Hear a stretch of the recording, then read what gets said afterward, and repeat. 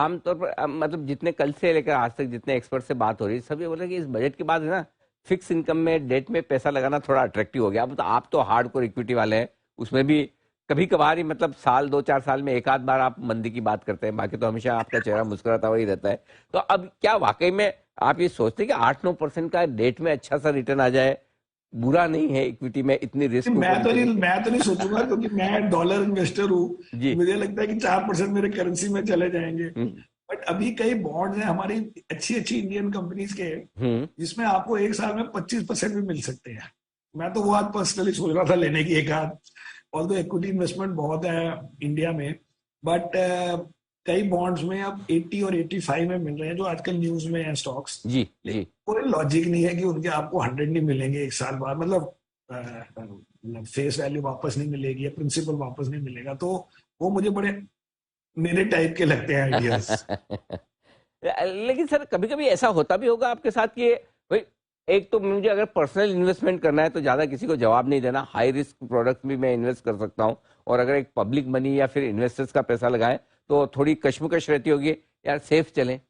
नहीं, एक्चुअली क्या है कि हम स्टॉक्स अपने आप नहीं लेते, हाँ। खत्म, स्टोरी ओवर। एक भी ओके। स्टॉक नहीं लेता अपने। वो पुराने मेरे पड़े हुए हैं 3-4 एचडीएफसी बैंक और एक दो और पुराने स्टॉक्स पड़े हैं। ओके। मैं स्टॉक्स अपने आप नहीं लेता, मैं फंड में, अपने फंड में लेता हूँ। और अपने फंड में जब मैंने डिसीजन लेनी है, तो जब वो मेरे लिए ठीक है, सबके लिए ठीक है, तो that broadly we don't do. लेकिन अगर कभी जैसे प्राइवेट को इक्विटी लेनी, वो भी मैंने बंद करी हुई है, उसमें हमेशा नुकसान ही रहा है।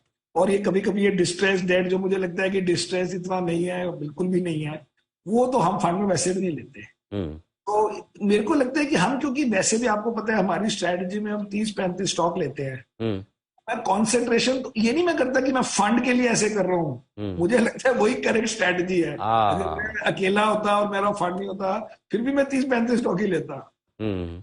और मैं वैसे भी अपने फंड का लार्जेस्ट इन्वेस्टर हूँ, तो एक अच्छा। ही बात। नहीं ठीक बात है, फेयर इनफ। तो सर अभी इस वक्त फंड में बताएं, बजट के बाद आपकी पोजीशनिंग कैसी है लॉन्ग शॉर्ट के लिहाज से? हमारी लॉन्ग शॉट की पोजीशनिंग बड़ी वैसे तो गलत निकली, क्योंकि हम तो कुछ 72 नेट पे है। अच्छा। तो हमने सोचा था कि बजट ठीक होगा, अच्छा होगा। और पहले भी क्योंकि जनवरी मंथ खराब रहा था, हम्म। तो मार्केट का और सबका, तो हमने सोचा कि ये गलत है कि इतना हमें अंडर परफॉर्म नहीं करना चाहिए। जब यूएस भी अच्छा कर रहा है और चाइना भी अच्छा कर रहा है, दैट मीन आउटसाइड इंडिया अच्छा कर रहा है, तो हो सकता है कि कुछ लोगों ने, एफआईआई ने मोस्टली, इंडिया बेच के चाइना जाने की कोशिश करी हो, तो वो हो सकता है थोड़ा बहुत वो ट्रेड हो रहा था।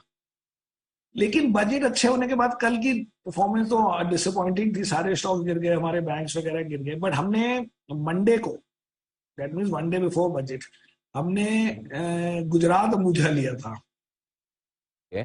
It had already fallen 20-25%। तो उसमें हमने अपने जो नॉर्मल हम 2-3% के ये नए नए चीजें लेते हैं, वो हमने ली थी, थिंकिंग की हम्म। ये ठीक है। और अभी भी कहते हैं ठीक है, और फिर और ले लेंगे आफ्टर सम टाइम। ठीक बात है।